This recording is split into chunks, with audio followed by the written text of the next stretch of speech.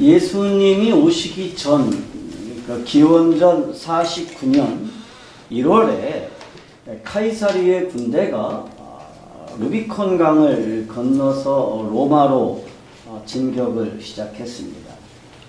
당시 로마에서 주도권을 쥐고 있던 폼페이오스는 로마를 떠나서 이집트로 도망을 치고 그리고 그곳에서 암살당하고 맙니다. 아무 거칠 것이 없이 로마에 입성한 카이사르는 그때부터 명실상부한 로마의 1인자가 되었습니다. 그래서 군사와 종교와 정치를 완전히 다 장악을 하고 로마의 입성을 기준으로 해서 사실상 로마 제국이 시작되었다, 이렇게 학자들은 얘기를 합니다. 카이사르가 기초를 놓고 그의 조카이며 양아들인 아우구스투스에 의해서 시작된 로마 제국은 유럽 전체와 아프리카 북부 그리고 중동 지방을 지배하면서 팍스 로마나, 즉 로마의 평화라고 불릴 만큼 위대한 나라를 만들었습니다.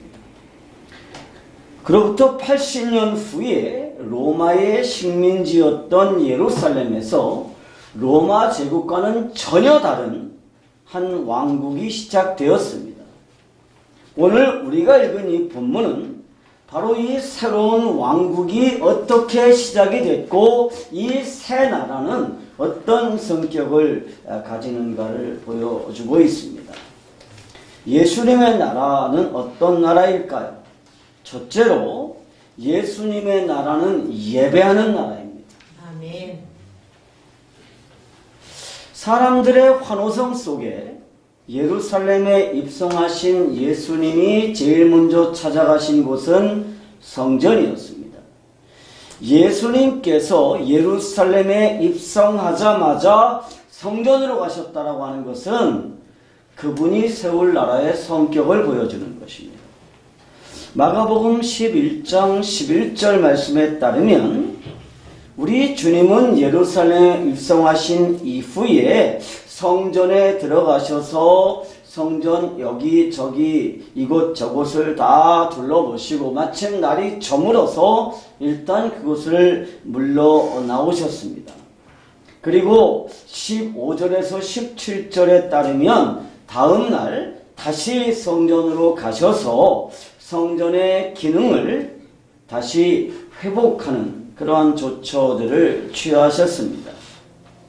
카이사르가 로마에 입성하자마자 제일 먼저 했던 일이 뭐냐 하면 원로원으로 가서 그곳을 완전히 장악하고 자신을 최고 집정관이며 로마의 사령관으로 추임하도록 했던 것과는 전혀 다른 행보였습니다. 예수님은 이스라엘의 실질적인 통치 기구인 총독관저로 가서 그것을 장악하거나 헤롯의 왕궁으로 가서 헤롯 왕을 몰아내는 일을 먼저 하지 않으시고 성전으로 가셨고 그리고 성전의 올바른 기능을 회복하는 조치를 취하셨습니다. 대통령이나 왕이 취임하면 그가 통치할 나라나 정부의 첫 번째 관심사가 뭔지를 밝히게 되는데 예수님이 이 새로운 나라의 왕으로 예루살렘에 입성하신 후에 최고의 관심사가 무엇인지를 우리는 이 예수님의 행보에서 찾을 수가 있습니다. 예수님의 최고의 관심사가 뭐였습니까? 예수님 스스로 여우라고 불렸던 그 헤롯 왕을 권좌에서 몰아내는 일이었나요? 아닙니다. 예수님의 최고의 관심사는 어디까지나 백성들이 하나님과의 올바른 관계를 회복하는 것이었습니다. 그게 예수님의 첫 번째 관심사였습니다. 예수님은 빌라도를 비롯한 로마의 통치를 종식시키시고 예루살렘을 해방시키는 일보다 이스라엘이 하나님을 올바로 예배하는 일, 성전이 제 기능을 발휘하도록 하는 일이 무엇보다도 중요하고 그분이 새롭게 세울 나라는 하나님과의 올바른 관계의 회복에서 시작된다라고 하는 것을 보여주신 것입니다. 하나님의 나라는 어떤 나라입니까? 하나님의 나라에서 제일 중요한 일은 뭔가요? 하나님의 나라는 어떻게 세워지나요? 하나님의 나라는 하나님을 올바로 예배하는 나라입니다. 아멘. 하나님을 예배하는 일이야말로 가장 중요하고 하나님 나라에서 기초가 되는 것입니다.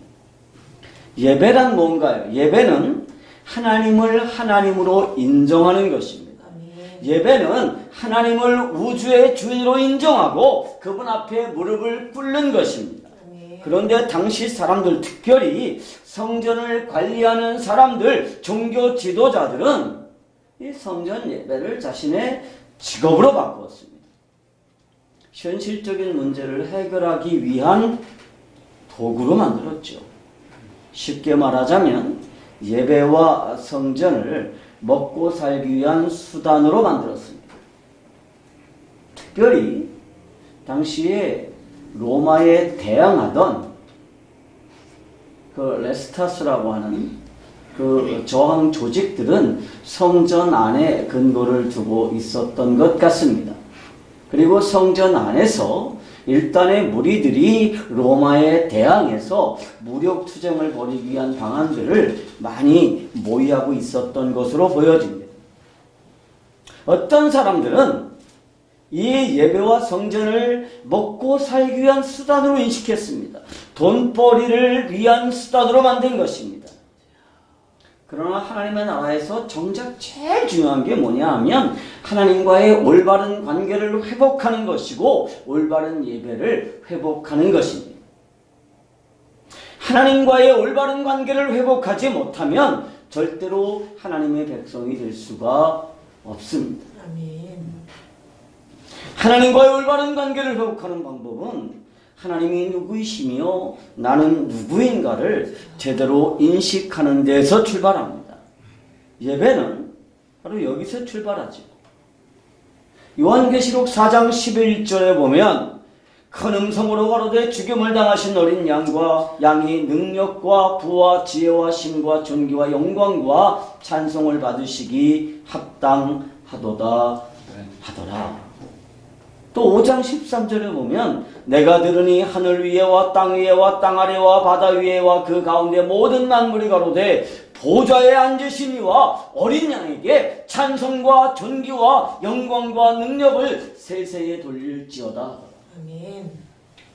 또 7장 12절에 보면 가로되 아멘 찬송과 영광과 지혜와 감사와 존귀와 능력과 힘이 우리 하나님께 세세토록 있을지어다. 아멘 하더라. 이렇게 기록되어 있습니다. 예배가 뭐예요? 창조주 하나님께서 영광과 존귀와 능력을 가지신다는 것을 인정하고 그것이 합당하다라고 하는 것을 고백하는 것입니다.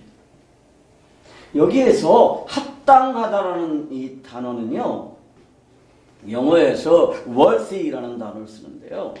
이거는 라틴어의 worth에서 나왔어요. 이거는 가치라는 의미입니다. 그리고 이 worth에서 worship이라는 단어가 나왔습니다. worship은 예배죠. 다시 말하면 예배라고 하는 것은 하나님이 존귀와 영광과 능력을 가지는 것이 마땅하다. 그분은 그럴 자격이 충분하다라고 하는 것을 인정하는 것입니다. 뿐만 아니라 우리 주 예수 그리스도께서 능력과 부와 지혜와 힘과 존귀와 영광을 받으시기에 합당하다, 충분하다, 이런 고백을 드리는 것입니다. 그래서 예배는 신 앞에 나와서 내가 원하는 것 달라고 그분 앞에 무릎을 꿇고 조아리는 행위가 아닙니다. 여러분, 죄라는 게 뭐죠? 당연히 하나님의 것이어야 하고 우리 주 예수 그리스도의 것인 영광과 존귀와 능력을 우리 스스로가 가지려고 하는 것입니다. 능력과 부와 지혜와 힘과 존귀와 영광과 찬송을 우리 스스로가 가지려고 하는 것, 이것이 죄의 본질입니다. 그러므로 올바른 예배를 회복하는 것이야말로 하나님 나라의 핵심입니다. 누가 하나님의 백성으로 살아갈 수 있습니까? 하나님을 올바로 예배하는 사람들입니다. 아멘.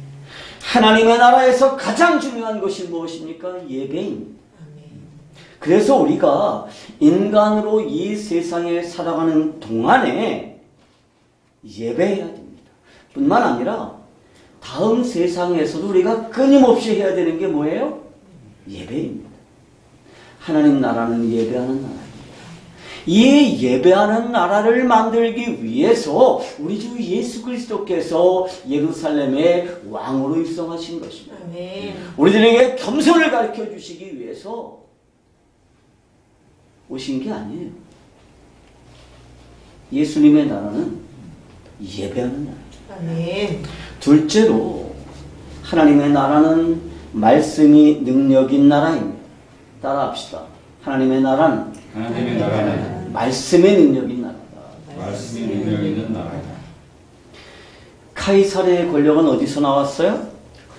카이사르의 권력은 군사력에서 나왔습니다. 군사력은 어디서 나왔느냐 하면 그의 재력에서 나왔어요. 카이사르는요 원래 로마에서 최고의 빚쟁이였어요. 빚이 엄청나게 많아가지고요. 폼페이우스 뭐 이런 로마의 거부들이 카이사르에게 엄청나게 돈을 꿔줬거든요. 카이사르는 돈을 많이 꿨어요. 그래서 내가 부도나면 너희들 다 망해. 이랬어요. 우리나라에서 삼성이 부도나면 우리나라 망하죠. 은행들이 다 망하니까. 그런 거예요. 그래서 카이사르는 그래도 돈 큰 소리 땅땅 쳤어요. 최고의 빚쟁이였는데요. 그런 그가 군대를 이끌고 갈리아 지방을 정복했습니다. 갈리아 지방이 어디냐면 지금의 프랑스예요. 그러니까 이 갈리아 지방이요 유럽 전체에서 제일 비옥한 땅입니다. 사람들이 이런 농담을 해요. 미국식 집에서 프랑스인 요리사가 해주는 요리를 먹으면서 일본인 아내와 사는 남자는 행운하다. 이 최고의 행운하래요. 그러니까 지금도 세계 최고의 요리로 꼽는 게 어느 나라 요리예요? 프랑스 요리예요. 그런데 이 고급 요리라는 건요 먹고 살만해야 가능한 거예요. 사실은 우리나라 요리는 세계에 남을 만한 게 별로 없었죠. 옛날에 워낙 먹고 살 게 없었으니까. 응? 그런데 이 카이사르가 갈리아를 정복하고 그곳에 총독으로 있는 동안에 엄청나게 부자가 됐어요. 그래서 로마에서 제일 가난하고 최고의 빚쟁이였던 카이사르가요 단번에 로마에서 최고 부자가 됐어요. 그리고 어떻게 했느냐? 그 자기 돈으로 병사들에게 월급을 줬어요.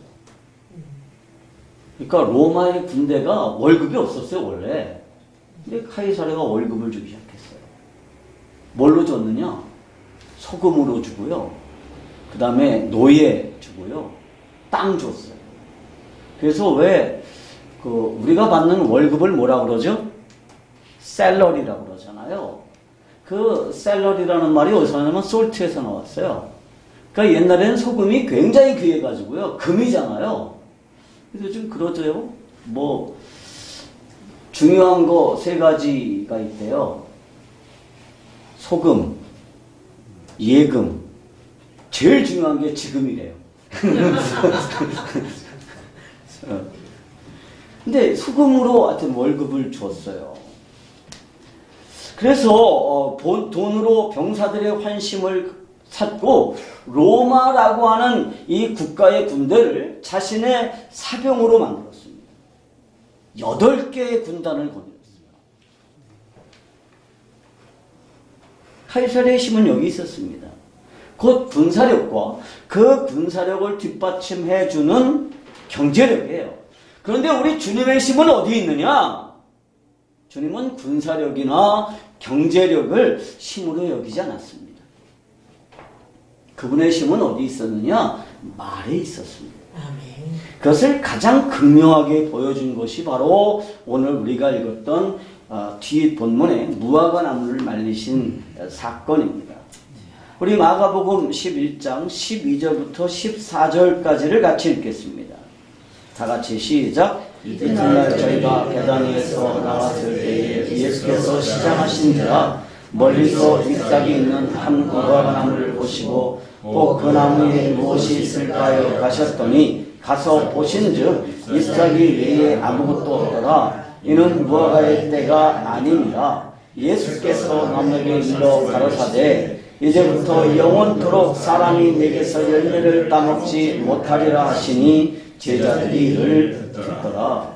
자, 무화과 나무에 열매가 없었어요. 왜 없었느냐면 아직 무화과 때가 아니기 때문입니다. 그러니까 지금식으로 말하면 구본식 목사가 배가 너무 고파가지고 복숭아 꽃이 활짝 핀 데 가서 복숭아를 찾으니까 복숭아가 없었다, 그런 뜻이에요. 아직 무화과 열릴 때가 아니에요. 그런데 무화과 나무를 찾아갔습니다. 그리고 우리 주님은 열매가 없다는 이유로 무화과 나무를 저주하십니다. 어떻게 보면 예수님이 좀 되게 터무니없으신 분 같아요.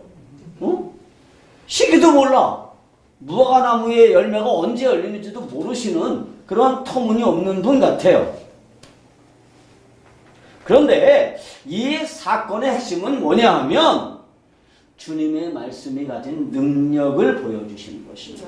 자, 예수님께서 하신 말씀의 마지막에 성경은 뭐라고 기록하느냐 하면 제자들이 이를 들었다, 이렇게 기록하고 있습니다. 여러분, 권력이라고 하는 거는요, 근본적으로 권력자가 가지는 말의 능력이에요. 원로원이 실권을 장악했던 공화정 로마에서 원정군 사령관은 군대를 이끌고 절대로 루비콘강을 건너면 안 돼요. 그러니까 로마로 돌아올 때 군대는 루비콘강 건너편에 놔두고 사령관만 혼자서 로마에 들어와야 됩니다. 군대를 끌고 들어오는 건 뭐냐 하면 곧 반역이에요. 그러나 그는 자신의 부하들에게 루비콘강을 건너서 로마로 진군할 것을 명령했습니다. 그리고 그의 병사들은 목숨을 걸고 로마로 진군했습니다. 만약에 병사들이 카이사르의 명령을 듣지 않았다면 그건 무슨 얘기예요? 더 이상 카이사르는 최고 지휘관이 아니라는 뜻입니다. 카이사르의 말이 곧 힘인 거예요. 우리 주님은 온 세상의 주인이십니다. 주님은 이 새로운 나라, 이 세상 나라와는 전혀 다른 이 나라의 왕입니다. 아멘. 이 나라의 힘은 경제력이나 군사력이 있는 것이 아니라 어디에 있느냐? 주님의 말씀이 있습니다. 아멘. 어제 김정은 인민공화국, 조선인민공화국인가요? 거기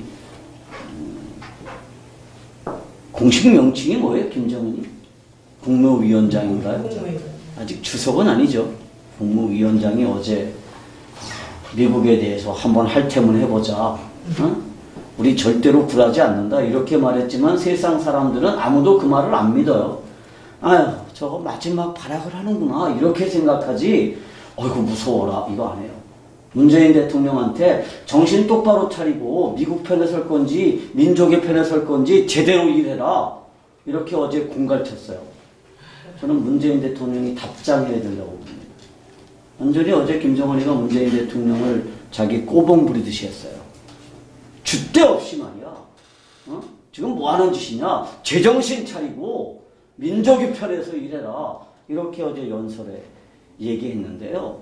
그 말에는 힘이 없어요. 그 말에는. 그런데 카이사르의 말은 굉장히 힘이 있죠. 그런데 카이사르의 힘이 아무리 강해도 자연 환경까지 바꿀 수는 없습니다. 카이사르의 군사력이나 경제력이 아무리 강해도 바람이나 조류의 힘을 조절할 수는 없습니다.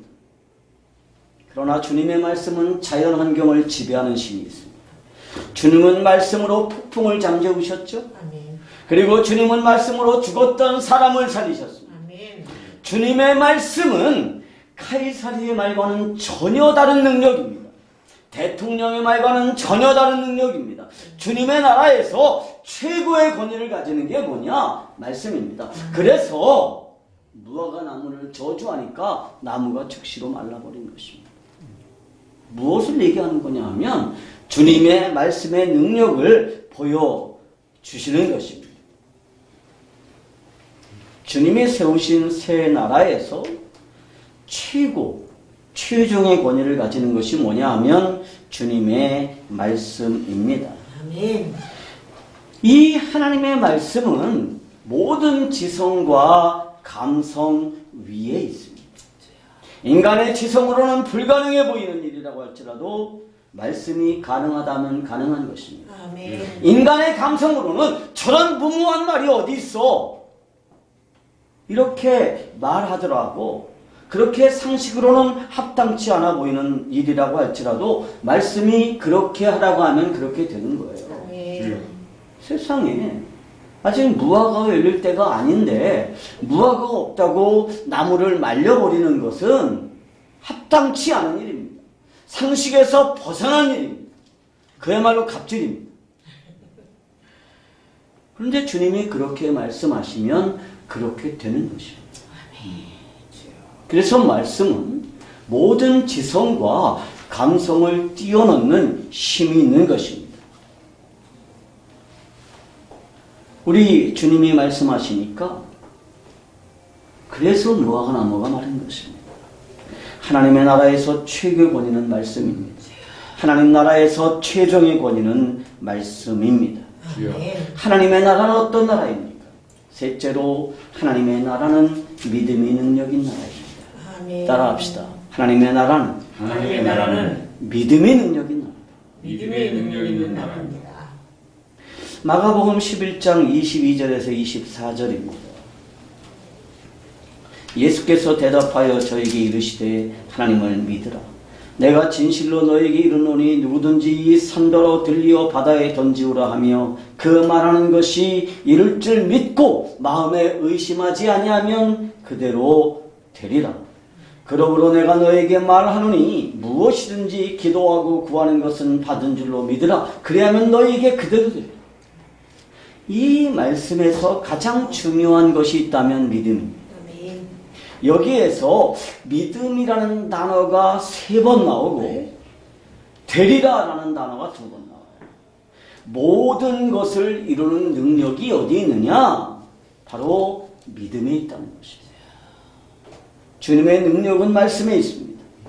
그런데 이 주님의 능력이 내게 이루어지는 힘은 어디 있느냐? 바로 믿음에 있습니다. 주님의 말씀은 언제나 충분한 능력이 있어요. 그런데 이 능력이 나한테 능력으로 나타나려면 그럼 뭐가 필요하냐? 믿음이 필요한 것이죠. 아멘. 하나님은 능력이 있습니다. 아멘. 하나님이 말씀하시는 말씀에는 능력이 있습니다. 아멘. 그런데 그것이 내게도 능력이 되려면 내게는 뭐가 필요하냐? 믿음이 필요한 것이죠. 아멘.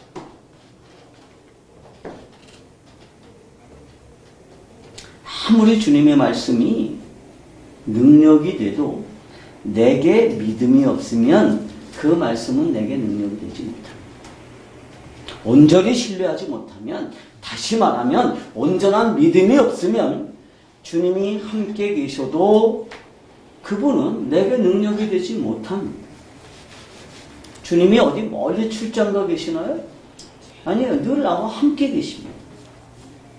말씀으로 무화과나무를 말리신 그 주님의 능력이 지금 내 안에 같이 있어요. 그런데 그것이 왜 내게 능력이 되지 못하느냐 하면 내게 믿음이 적기 때문에. 예수님께서 제자들과 함께 갈릴리를 항해하다가 폭풍을 만났습니다. 그때 주님이 그들과 함께 계셨습니다. 그런데 그들은 폭풍의 힘을 두려워하면서 떨었습니다. 함께 계시는 주님의 능력을 신뢰하지 않았기 때문이었습니다. 그때 주님께서 이렇게 말씀하십니다. 믿음이 적은 자들아 왜 의심하느냐 하였느냐? 그러면서 제자들을 꾸짖었습니다. 문제는 주님이 그 일을 하실 능력이 있는가 하는 것이 아니에요. 내게 주님에 대한 완전한 믿음이 있느냐는 것입니다. 사랑하는 성도 여러분, 우리는 이 새로운 주님의 나라, 하나님의 나라의 백성들입니다. 아멘. 우리의 새로운 통치자는 하나님이십니다. 아멘. 그분은 전능하신 분이십니다. 온 우주의 주인이십니다. 그러면 그분의 능력이 내게 능력이 되려면 어떻게 되느냐? 예, 믿음이 필요합니다. 어떤 믿음이 필요합니까? 말씀의 능력에 대한 믿음이 필요합니다. 하나님의 신실하심과 선하심에 대한 믿음이 필요합니다. 믿음은 하나님의 나라에서 우리가 사용할 수 있는 가장 강력한 힘입니다. 주님께서 우리들의 왕이라는 사실을 믿으시기 바랍니다. 아멘. 하나님의 말씀이 진리라는 사실을 믿으시기 바랍니다. 아멘. 하나님께서 우리를 사랑하신다라고 하는 이 사실을 믿으시기 바랍니다. 아멘. 오늘은 종려주일입니다. 우리 주님께서 왕으로 입성하신 것을 기념하는 날입니다. 주여. 그러면 이 왕국은 어떤 나라입니까? 이 왕국은 예배를 위한 나라입니다. 아멘. 예배가 첫 번째 가치인 나라입니다. 아멘. 이 왕국은 말씀이 능력인 나라입니다. 이 왕국은 믿음이 능력인 나라입니다. 이 종려주일 아침에 다시 한번 확인하고 그리고 다짐하십시다. 주님의 나라는 하나님을 올바로 예배하는 나라입니다. 주여. 이 예배의 가치야말로 우리 인생에서 가장 중요한 것이라는 사실을 인정해야 됩니다. 아멘. 하나님과의 관계가 그 어떤 것보다 더 소중하다는 것을 그렇죠. 인정하는 삶이 하나님의 나라의 백성으로서의 삶입니다. 아멘. 건강보다, 돈보다, 인간관계보다 가장 중요한 것이 하나님과의 관계다라고 하는 이 사실을 이 종려주일 아침에 다시 한번 기억하십시다. 아멘. 하나님의 나라는 말씀이 힘인 나라입니다. 아멘. 감성보다, 지성보다 훨씬 중요한 것이 말씀입니다. 아멘. 하나님의 나라는 믿음의 능력인 나라입니다. 날마다 하나님을 예배하고 말씀에 순종하고 믿음을 따라서 사는 성도 여러분들이 되시기를 우리 주님의 이름으로 축복합니다. 아멘. 기도하십시오.